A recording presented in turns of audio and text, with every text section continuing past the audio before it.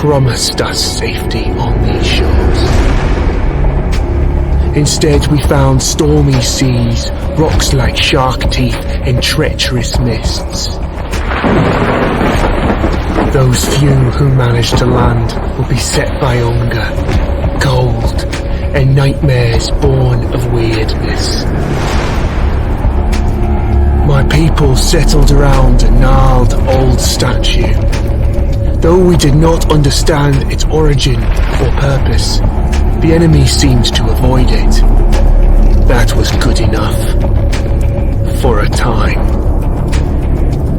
In the end, the winds of weirdness only grew stronger, and the statue failed to protect the settlement. There was fear, despair, and then nothingness, as reality melted around us.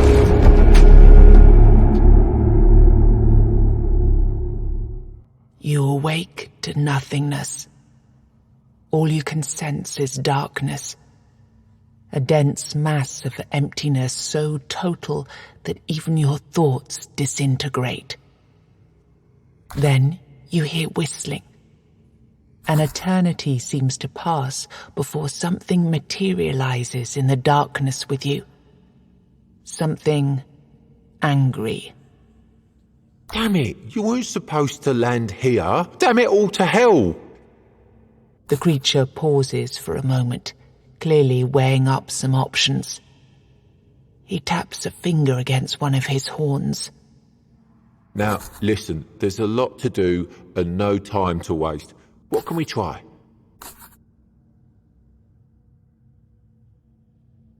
Perfect. You can speak, and yes, these are really great questions. No easy answers, though. Sorry to disappoint. Now, listen closely. Are you ready? Brace yourself, because what I'm going to tell you is rather important. You're gone. Your village is gone. Everything you've ever known is gone. Yes, everything and everyone, including your very own self, as I mentioned already. However, the creature taps two hooves together, marking a dramatic pause. There is a small chance, an infinitesimally tiny chance, really, to bring it all back. You were saved from death in order to keep your reality from falling apart. But, well, it's not going to be easy. First, we must ensure that you're in good enough condition to actually do anything. Which brings us to the problematic part. Your body. You squint down at your feet and hands in the darkness. They seem perfectly fine. Oh no. Oh, goodness me, no. That's just an illusion. I had to get you here somehow, didn't I? Otherwise, you'd start talking about the afterlife and whatnot. And this, my friend, is not an afterlife. This is a total mess. But let's see what we can do. Here, this little trick should get us started at least.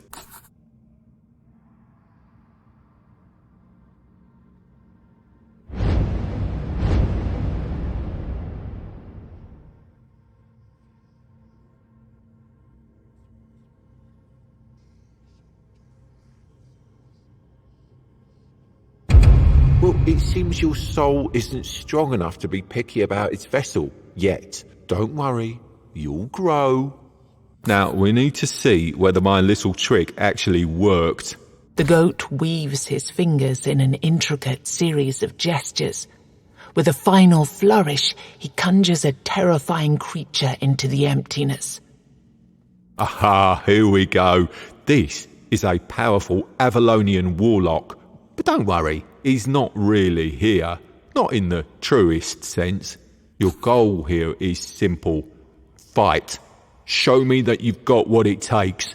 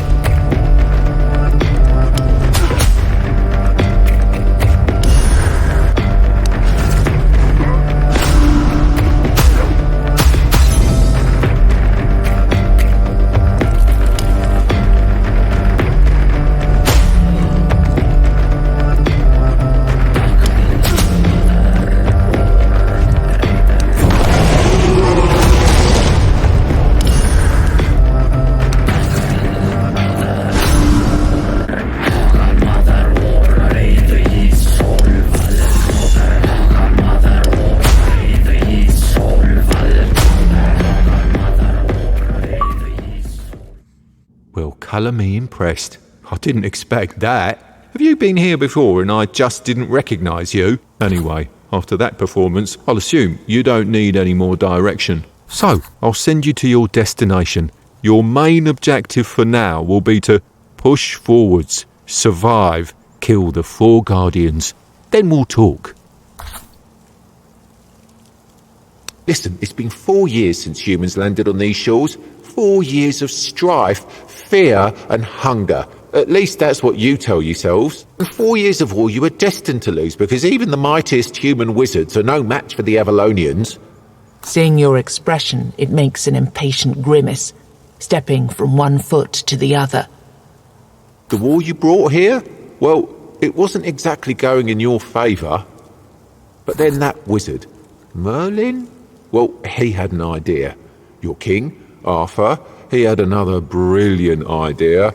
Both stubborn mules, both playing with powers they didn't understand and were never meant to understand.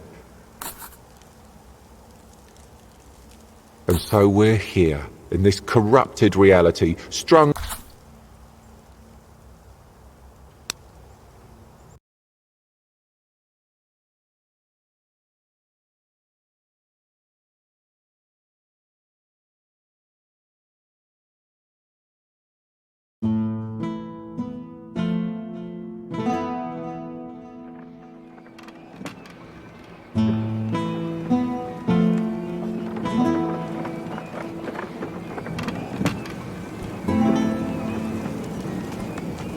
Where your hometown once was, a lone man sits among the remains. He doesn't notice you. Only when you walk right up to him, he turns his blank stare toward you. It's not my farmhold, is it? I'm from up north, the land of fog. I don't know what happened. At least that's one thing you have in common. A creature that looked like a goat told me I'd wake up in a strange place, and that I'd find someone in need of my help there. The man looks at you for a moment. I've already made some preparations and settled in one of the tents here.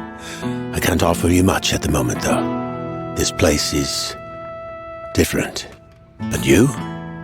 I've seen an enormous creature out there, a golem of stone. The evil energy it emits is beyond anything I've ever felt.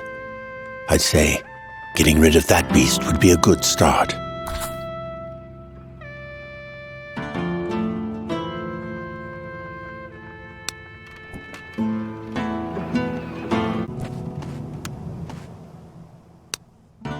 I don't remember. All I know,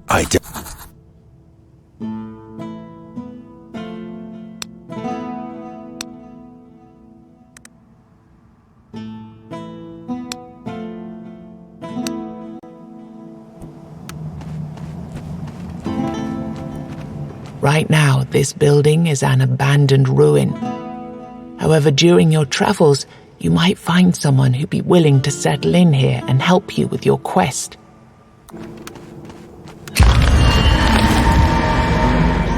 Good. I caught you before you went out, all on your lonesome. Our mutual friend already told you to slay the stone golem.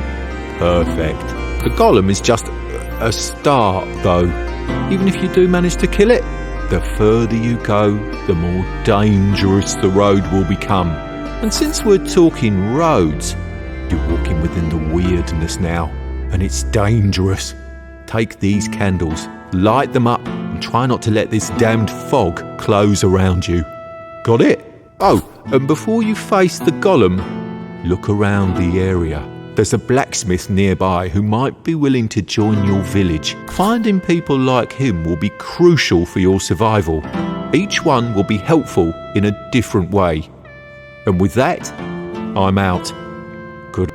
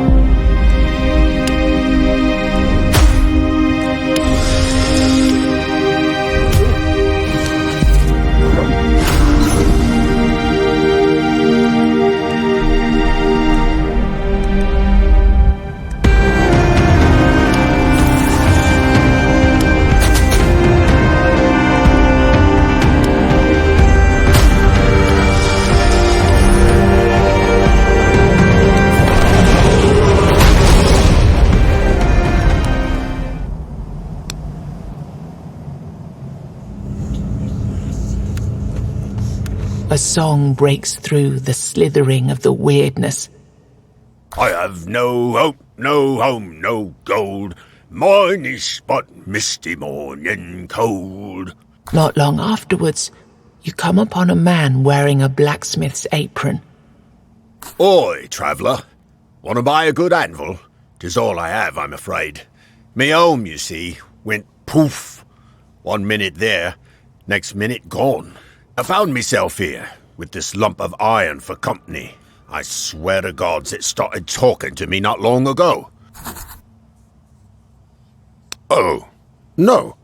I left that life behind quite a while ago. All I'm interested in these days are runestones. Yes, containers for the magic of giants. Even though you'll usually find them broken, they're extremely powerful. You can use them to enhance your weapons or armor. They will influence your abilities in different ways. Also, when you find 3 of the same kind and rarity, you'll be able to fuse them together. This will make them even more powerful. Here, let me give you some. You can try it later. I'd say that since you know what you're looking for, you should be able to find more of them out there. By the way,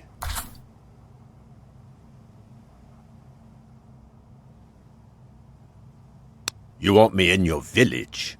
Well, you must first prove you can take care of yourself. Kill 10 bears and... just fooling, for pity's sake.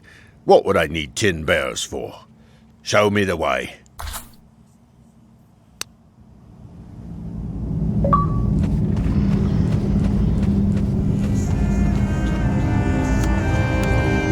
You hear someone screaming nearby. Godless healing! Godless healing! Intrigued, you approach the source of the sound. It turns out to be a joyful man advertising his merchandise to the nearest trees. Who said you need an all-mother or a stag-father to have a blessing of health? Let's not dwell on them anymore. It's all about potions and elixirs and other trinkets infused with proper... His monologue goes on.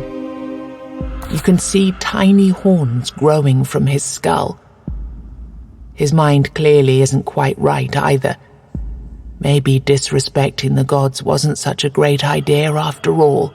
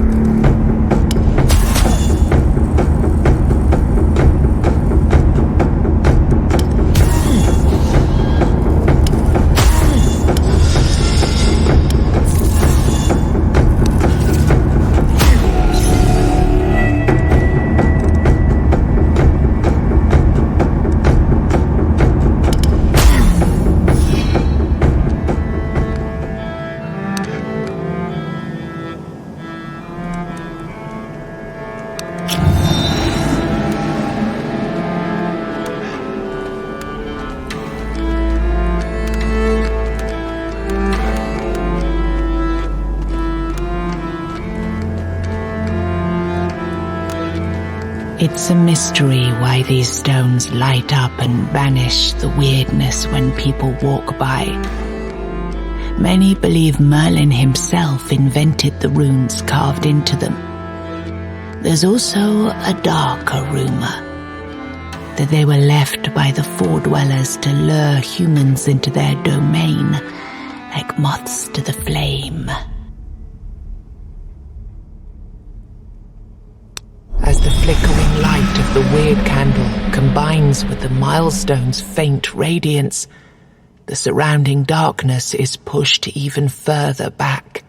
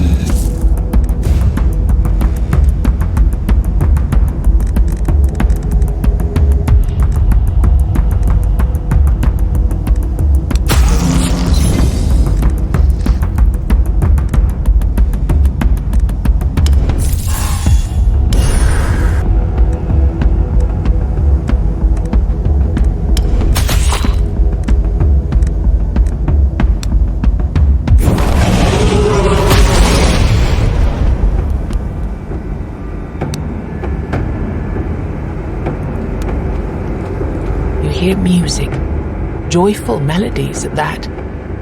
They sound weirdly inappropriate, drifting through the inscrutable darkness. Then, the source of the sound appears. Oh, a traveller. Come on, sing with me. There are many instruments around, all made from materials at hand. Most have been crafted from sticks and bushes, but you can also see some monstrous body parts here and there. Singing is the only thing that will get us through these strange times, don't you agree? Sing with me. You aren't all that bright, are you? My music once filled the halls of... Wait, what was the name of that king? You know, the tall one. Arthur?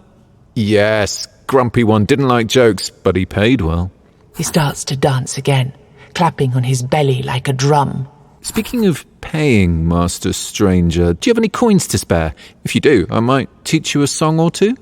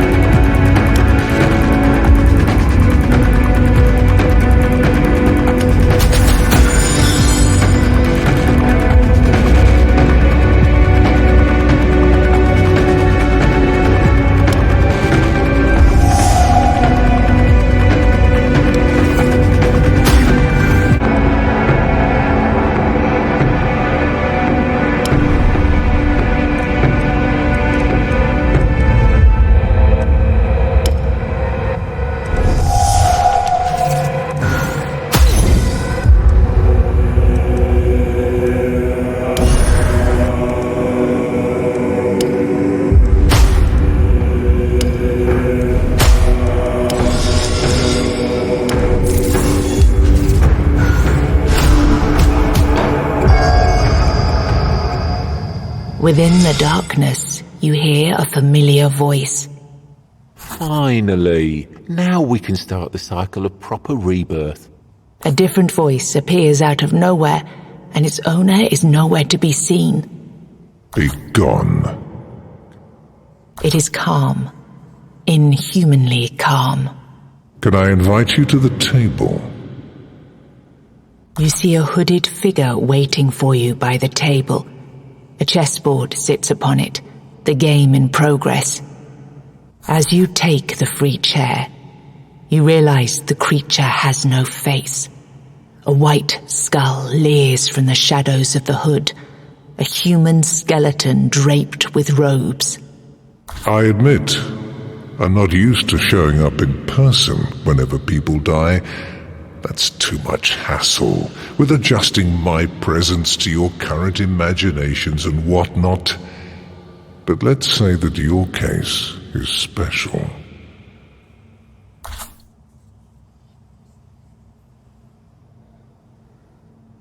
Yes. And yes to that other question, too. You're technically dead, but there are certain things that prevent you from, let's say, being properly gone. Recent events had consequences going beyond the intentions that sparked them. And now we're stuck in this unfortunate predicament because time, as you know it, is irreversibly corrupted. The past and the future are happening at the same time. All that you see is an echo of things that already happened or eventually will, presented without inherent sense, without purpose, without any logic. You see 4 figures on the board changing shapes into forms of beasts, and a moment later, they dissolve into dust. You must slay the Guardians and keep slaying them until you reach the source, conjuring them out of the weirdness. Their deaths will make you stronger. This will lead you to your destination.